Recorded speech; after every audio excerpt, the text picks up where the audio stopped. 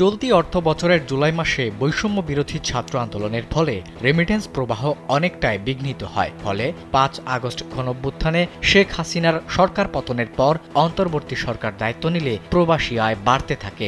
এরই ধারাবাহিকতায় দেশের ইতিহাসে সর্বোচ্চ রেমিটেন্সের রেকর্ড হয়েছে।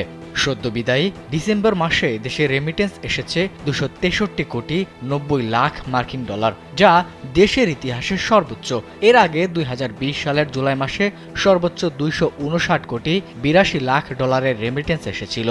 বুধবার বাংলাদেশ ব্যাংকের হালনাগাদ প্রতিবেদন থেকে এ তথ্য জানা গেছে। প্রতিবেদনে বলা হয়, গত ডিসেম্বর মাসে দেশে এসেছে ২৬৩ কোটি ৯০ লাখ মার্কিন ডলার। প্রতিদিন গড়ে দেশে এসেছে ৮ crore ৫১ lakh dollar remittance. Come on bro, এসব অনেক কিছু আসবে আর যাবে, এক্সপার্ট কিন্তু থেকেই যাবে।